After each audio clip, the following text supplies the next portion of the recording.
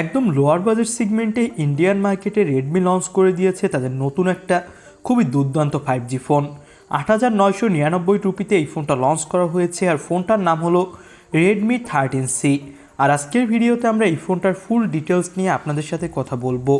ফোনটাতে কী কী স্পেসিফিকেশন দেওয়া হয়েছে, বাংলাদেশের মার্কেটে আসলে এই ফোনটার প্রাইস কত কি হতে পারে, এই ফোনটা বাংলাদেশের মার্কেটে কবে আসবে এবং এই ফোনটার ভালো খারাপ সব দিক নিয়ে কথা বলা হবে আজকের ভিডিওতে। লোয়ার বাজেট সেগমেন্টে সবথেকে বেস্ট একটা 5G ফোন কিনতে চাইলে অবশ্যই ভিডিওটি আমাদের সাথে শেষ পর্যন্ত দেখতে থাকুন। তবে চ্যানেলে নতুন হলে আপনাকে বলবো চ্যানেলটি সাবস্ক্রাইব করে পাশে থাকা বেল আইকনটি প্রেস করে রাখার জন্য, যাতে করে আমাদের পরবর্তী কোনো ভিডিও আপনার মিস না হয়ে যায়। ফার্স্টে আমরা কথা বলবো এই ফোনটার লুক, ডিজাইন এবং বিল্ড কোয়ালিটি নিয়ে।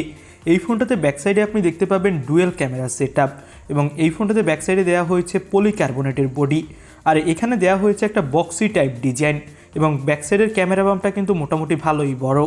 ইউএসবি টাইপ সি পোর্ট এবং 3.5 মিলিমিটারের অডিও জ্যাক পাবেন এবং ডুয়েল সিম কার্ড স্লটের পাশাপাশি এক্সট্রা মেমোরি কার্ড স্লট থাকছে এই ফোনটাতে।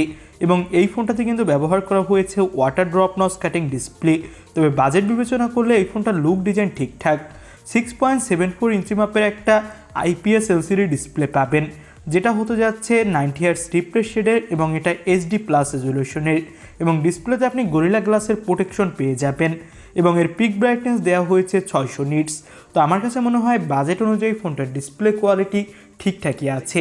মূলত ডিসপ্লে কোয়ালিটি এবং সব কিছুর থেকেই বেশি হাইলাইট করা হয়েছে গেমিং সেকশন অর্থাৎ এর প্রসেসর কোয়ালিটিতে। তবে আমরা এটাতে একটু পরে আসব, এর আগে আমরা কথা বলে নিব ফোনটার ক্যামেরা কোয়ালিটি নিয়ে।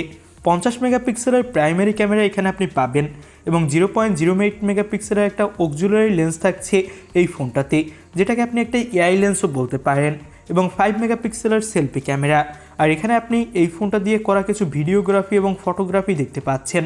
ফুল HD+ 30 FPS ব্যাক প্যানেলের ক্যামেরা দিয়ে ভিডিও করা যাবে এবং আমার কাছে মনে হয়েছে ফোনটার ক্যামেরা কোয়ালিটি মোটামুটি লেভেলের এবং এখানে আপনি মোটামুটি যদি লো লাইট ছাড়া হাইলাইটে যায় এবং প্রপার আলোতে ছবি তোলেন তাহলে আপনি মোটামুটি ভালোই ছবি কোয়ালিটি পাবেন। তবে আসলে এই বাজেটের ফোনে তো আপনি আহামরি অনেক কিছু আশা করতেও পারেন না। এবার আমরা ফোনটার প্রসেসর কোয়ালিটি নিয়ে কথা বলবো।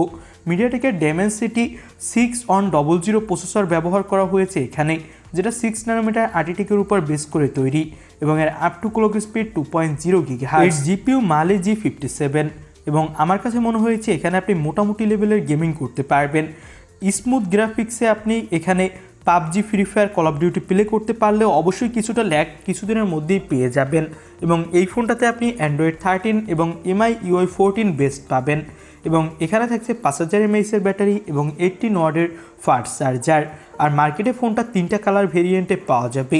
তো এই তো ছিল এই ফোনটার ওভারঅল মোটামুটি স্পেসিফিকেশন। এবার কথা বলবো এই ফোনটার প্রাইসটা নিয়ে। তো লঞ্চ করা হয়েছে 3টা ভেরিয়েন্টে, যার বেস ভেরিয়েন্ট 4128GB এবং এই ভেরিয়েন্টের ইন্ডিয়ান প্রাইস 8999 রুপি। এর মিডল ভেরিয়েন্ট 6128GB এবং এর প্রাইস 9999 রুপি এবং এর টপ ভেরিয়েন্ট 8256GB, এর প্রাইস 11499 রুপি। তো আমার কাছে মনে হয় এই বাজেটে কিন্তু ফোনটা ঠিকঠাক। আর এখানে কিন্তু আপনি 4GBর সাথে 4GB ভার্চুয়াল র্যাম ইউজ করতে পারবেন, 6GBর সাথে 6GB ভার্চুয়াল র্যাম ইউজ করতে পারবেন এবং 8GBর সাথে 8GB ভার্চুয়াল র্যাম পেয়ে যাবেন। তবে বাংলাদেশের মার্কেটে এই ফোনটার 5G ভেরিয়েন্ট আসার সম্ভাবনা খুবই কম, আসলেও আনঅফিসিয়ালভাবে আসবে এবং প্রাইস হবে 11,000 টাকায়। এই ফোনটার বেস ভেরিয়েন্ট ধরে রাখতে পারেন এবং টপ ভেরিয়েন্ট হবে 15 থেকে 16,000 টাকা। তবে এই বাজেটে কিন্তু ফোনটা আপনাকে ভালোই ভ্যালু ফর মানি প্রোভাইড করবে, বিশেষ করে পারফরমেন্সের দিক থেকে। তো এই ছিল আজকের ভিডিও ভালো লাগলে একটা লাইক করে দিবেন, চ্যানেলে নতুন হলে সাবস্ক্রাইব করে পাশে থাকা বেল আইকনটি প্রেস করে রাখবেন। আল্লাহ হাফেজ।